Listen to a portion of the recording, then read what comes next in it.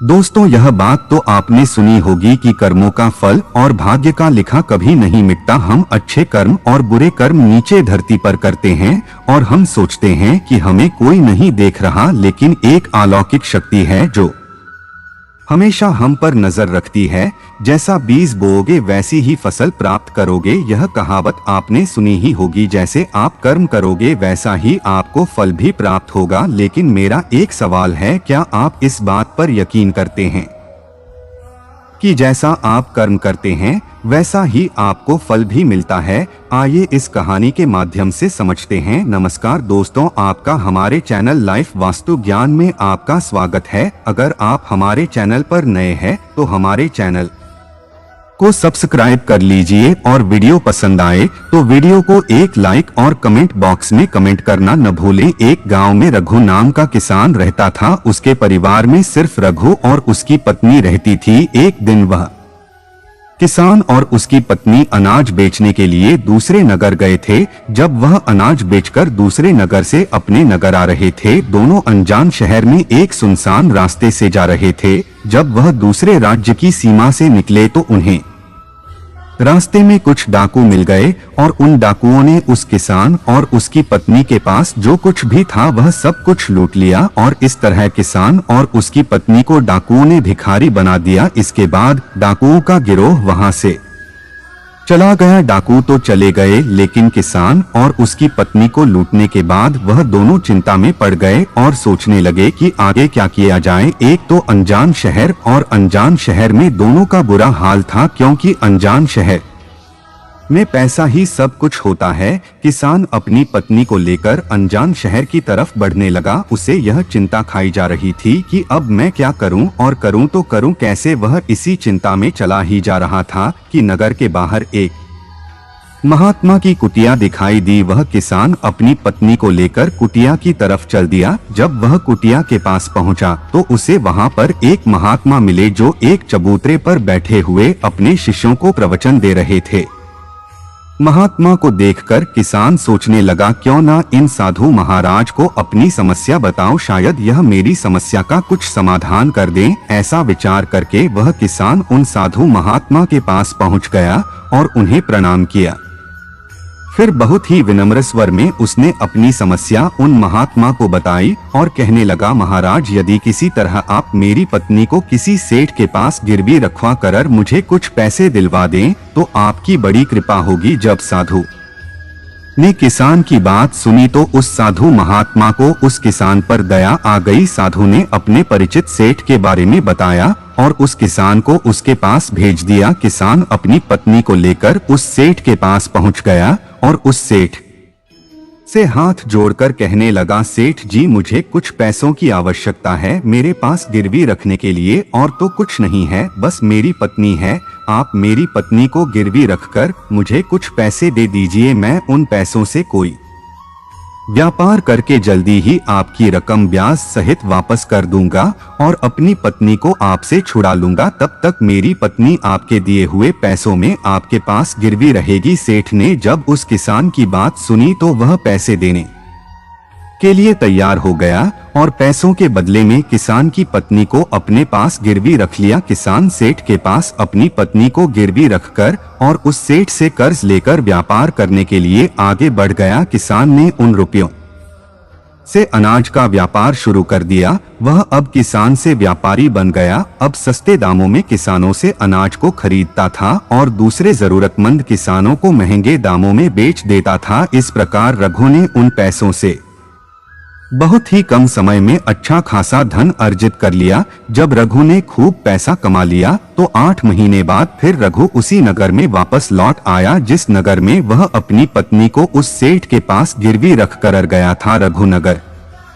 में आकर सीधा उस सेठ के पास पहुंच गया और सेठ के पास पहुंच कहने लगा, सेठ जी, मैं 8 महीने पहले आपके पास अपनी पत्नी को गिरवी रख कर गया था। आप अपना हिसाब करके मुझसे रुपए ले लीजिए और मेरी पत्नी को मुझे वापस लौटा दीजिए। यह सुनकर उस सेठ ने कहा, भाई क्या बताऊं, आज से 3 महीने पहले की बात है। तुम्हारी पत्नी अचानक बीमार पड़ गई और उस बीमारी के कारण तुम्हारी पत्नी की मृत्यु हो गई। मैंने तुम्हारी पत्नी का बहुत इलाज भी करवाया, अच्छे से अच्छे वैद्य को बताया, लेकिन मैं फिर भी तुम्हारी पत्नी को नहीं बचा सका। रघु ने जब उस सेठ के मुंह से यह सुना तो रघु यह सुनकर बड़ा दुखी हुआ। फिर थोड़ा धीरज रखकर उस सेठ से बोला, सेठ जी, जो होना था वह तो हो चुका है। शायद मेरे नसीब में ही ऐसा लिखा हुआ था। वह मेरे साथ रहती तब भी आयु पूरी होने पर उसे मरना ही पड़ता। होने को कौन टाल सकता है। फिर भी आप अपने पैसे मुझसे ले लीजिए ताकि मुझे इस बात का संतोष हो जाए कि मैंने अपना कर्ज दिया और मैंने आपका कर्ज चुका कर अपनी पत्नी को गिरवी रखने के कलंक से खुद को बचा लिया। रघु की बात सुनकर वह सेठ बोला, नहीं भाई, अब मैं तुझसे वह पैसे कैसे ले सकता हूँ। जब मैं तुम्हारी अमानत ही तुम्हें नहीं लौटा सकता तो अपना कर्ज वापस लेने का मुझे कोई हक नहीं है। रघु ने बार बार सेठ से अपना कर्ज वापस लेने का आग्रह किया, परंतु सेठ नहीं माना। उदास भाव से रघु जब वहां से निकला तो रास्ते में फिर उसी स्थान पर पहुंचा गया जहां पर वह उन साधु महात्मा से पहली बार मिला था। हमेशा की तरह साधु महात्मा अपने चबूतरे पर बैठे हुए अपने शिष्यों को प्रवचन सुना रहे थे। रघु भी मन की शांति के लिए वहीं पर जाकर बैठ गया और महात्मा के प्रवचन सुनने लगा। साधु महात्मा ने जब रघु को देखा तो साधु महात्मा उसे पहचान गए और उसका हालचाल पूछने लगे। रघु ने पूरा घटनाक्रम उन साधु महात्मा को बता दिया। वह साधु एक सिद्ध महात्मा थे। रघु की बात सुनकर उस साधु ने कहा, भाई, उस सेठ ने तेरे साथ धोखा किया है। तेरी पत्नी निश्चित रूप से जीवित है। भाई, तेरी पत्नी को या तो उस सेठ ने अपने घर में छुपा लिया है या फिर उस सेठ ने तेरी पत्नी को अपने किसी परिचित के यहाँ दूर किसी जगह पर भेज दिया है। अब तू ऐसा कर, यहाँ के राजा के पास चला जा और राजा के दरबार में जाकर प्रार्थना करना कि राजा साहब मेरी पत्नी को सेठ से दिलवा दो, क्योंकि इस नगर का जो राजा है वह बहुत ही बुद्धिमान व्यक्ति है। वह निश्चित ही तेरी पत्नी को उस सेठ पर जोर डालकर तुझे दिलवा देगा। उसके दरबार में ही तुम्हारा फैसला होगा। जब रघु ने उस साधु महात्मा की बातों को सुना तो रघु उस साधु महात्मा की बात मानकर राजा के दरबार में जाने के लिए चल दिया। रघु राजा के दरबार में पहुंच गया और राजा के दरबार में पहुंचकर राजा से गुहार लगाने लगा कि महाराज, मेरी पत्नी को डोट सेठ से मुझे दिलवा दीजिए। महाराज, मैंने सेठ के कुछ धन उधार लिया था, बदले में अपनी पत्नी को सेठ के पास गिरवी रख कर गया था। जब मैं धन लेकर अपनी पत्नी को उस सेठ के पास लेने गया तो वह कह रहा है कि उसका देहांत हो गया है। वह झूठ बोल रहा है। रघु की प्रार्थना सुनकर राजा ने सेठ को दरबार में बुलाया और उससे कहा, सेठ, क्या यह बात सच है कि यह किसान कुछ रुपयों के बदले में अपनी पत्नी को तुम पास गिरवी रख कर गया था। सेठ ने स्वीकार करते हुए कहा कि हाँ राजन, किसान की यह बात बिल्कुल सच है। राजा ने फिर कहा, तुम इसकी पत्नी को क्यों नहीं लौटा रहे हो। राजा की बात सुनकर वह सेठ बोला, कैसे लौटा सकता हूँ महाराज, मैंने इस किसान को डोट बता तो दिया कि आज से 3 महीने पहले इसकी पत्नी की मृत्यु हो चुकी है। महाराज, अब मैं धर्मराज के पास जाकर तो इसकी पत्नी को वापस नहीं ला सकता। राजा ने पूछा, कोई गवाह तुम्हारे पास जो इस बात की पुष्टि कर दे कि इसकी पत्नी की मृत्यु हो चुकी है। तो सेठ बोला, जी महाराज, इस बात की पुष्टि वह अच्छी तरह से कर देगा जिसने इस व्यापारी की पत्नी का इलाज किया था। वह 4 व्यक्ति भी इस बात की गवाही दे देंगे जो इसकी पत्नी को शमशान में जलाकर आए थे। उस सेठ ने यह बात इतने आत्मविश्वास के साथ कही कि राजा को भी उस पर भरोसा हो गया। तब राजा ने रघु से कहा, भाई, अगर तुम्हारी पत्नी जीवित होती तो हम तुम्हें अवश्य दिलवा देते। अब तो हमारी भी मजबूरी है। इस प्रकार राजा ने रघु को समझा बुझाकर वापस भेज दिया। रघु फिर से साधु महात्मा के पास पहुंच गया और जो कुछ दरबार में राजा और सेठ ने कहा वह सारी बातें साधु महात्मा को बता दी। यह सब सुनकर उस ज्ञानी महात्मा ने कहा, मैंने राजा को इतना विवेकहीन नहीं समझा था। मुझे दुख है कि उसने तुम्हारे साथ कोई न्याय नहीं किया। उस राजा ने सेठ की बातों पर तो यकीन कर लिया और तुम्हें समझा बुझाकर मेरे पास वापस भेज दिया। अब तुम मेरी एक बात सुनो, तुम एक बार फिर से राजा के पास जाओ और उसे कहना कि सिर्फ 3 घंटे के लिए वह अपनी राजगद्दी पर मुझे बैठने का अधिकार दे दें। तब मैं राजा को बताऊंगा कि न्याय कैसे किया जाता है और न्याय किसे कहते हैं। रघु एक बार फिर से राजा के दरबार में पहुंचा और जैसा उस साधु महात्मा ने कहा था उसने राजा से कह दिया। राजा ने रघु की यह बात सुनी तो यह सुनकर राजा ने कहा, मुझे 3 घंटे के लिए राजगद्दी छोड़ने में कोई ऐतराज नहीं है। यदि ऐसा करने से तुम्हें न्याय मिल जाएगा तो मैं 3 घंटे के लिए उस साधु महात्मा के लिए अपनी राजगद्दी छोड़ दूंगा। तुम उन महात्मा को राज दरबार में ले आओ। रघु ने जब राजा के यह वचन सुने तो रघु साधु महात्मा के पास गया और उन साधु महात्मा को राज दरबार में ले आया। जब साधु महात्मा राज दरबार में पहुंच गए तो राजा ने अपनी राजगद्दी उन साधु महात्मा को सौंप दी। फिर राजगद्दी पर विराजमान होते ही साधु महात्मा के सामने उस सेठ को दरबार में प्रस्तुत किया और उससे कहा, सेठ जी, आपने कहा कि इस किसान की पत्नी आपके पास रहते हुए 3 महीने पहले ही स्वर्ग से धार गई और आपका कहना है कि आपके पास इसकी पत्नी के मरने के गवाह भी मौजूद हैं। क्या मैं उन गवाहों से मिल सकता हूं? फिर राजा बने साधु महात्मा के आदेश पर सेठ के पेश किए गए। सबसे पहले साधु ने उस वैद्य को बुलाया जिसने रघु की पत्नी का इलाज किया था। साधु ने वैद्य से पूछा, क्यों भाई, आपने ही हरीश की पत्नी का इलाज किया था? वैद्य बोला, जी हुजूर, मैंने ही रघु की पत्नी का इलाज किया था। वैद्य की बात सुनकर वह साधु बोला, अच्छा वैद्य जी, मुझे यह बताओ कि तुम रघु की पत्नी का इलाज करने के लिए सेठ के घर जाते थे या फिर रघु की पत्नी इलाज करवाने के लिए तुम्हारे पास आती थी? राजा बने साधु महात्मा की बात सुनकर वह वैद्य राजा से बोला, महाराज, सेठ जी मेरे औषधालय पर स्वयं आकर दवा ले जाते थे। साधु बोला, यानी तुम विश्वास के साथ यह नहीं कह सकते कि वह दवा सेठ रघु की पत्नी के लिए ही ले जाता था या फिर किसी और के लिए? साधु की बात सुनकर वह वैद्य बोला, हाँ महाराज, यह बात मैं यकीन के साथ तो नहीं कह सकता कि सेठ किसके लिए दवाई ले जाते थे, लेकिन सेठ जी मुझसे दवाई जरूर ले जाया करते थे। वैद्य की बात सुनकर वह साधु बोला, इसका मतलब तो यही हुआ कि तुम मरीज को बिना देखे ही दवाइयाँ देते हो। यह तो बहुत ही गंभीर है। तुम दवा के स्थान पर किसी को जहर भी तो दे सकते हो और हो सकता है तुम्हारे द्वारा दिए हुए जहर से ही रघु की पत्नी की मृत्यु हुई हो। उस साधु की यह बातें सुनकर वैद्य का चेहरा डर के मारे पीला पड़ने लगा और वह भयभीत स्वर में बोला, नहीं हुजूर, ऐसा हरगिज नहीं हो सकता। मैं अपने किसी मरीज को दवा के बदले भला जहर क्यों दूंगा और इस तरह से मेरी सारी मान प्रतिष्ठा भी धूल में मिल जाएगी। वैद्य की बात सुनकर वह साधु महात्मा बोले, अब तो तुम ऐसा ही कहोगे। मैं तुम्हें अपने कर्तव्य के प्रति लापरवाही करने के और एक मरीज के जीवन से खिलवाड़ करने के अपराध में 50 कोड़े लगाने का आदेश देने जा रहा हूँ। इसके साथ ही तुम्हारा मुंह काला करके सारे नगर में तुम्हें घुमाया भी जाएगा। अब तुम सोच लो, वैद्य सच बोलोगे या फिर मैं सैनिकों को तुम्हें गिरफ्तार करने का आदेश दूं? यह सुनकर वैद्य का शरीर कांपने लगा और वह उस साधु के कदमों में जा गिरा और बोला, हुजूर, मुझे माफ कर दीजिए। मैं स्वीकार करता हूँ कि मैंने सेठ के किसी मरीज का कोई भी इलाज नहीं किया। सेठ ने तो मुझे पैसे दिए थे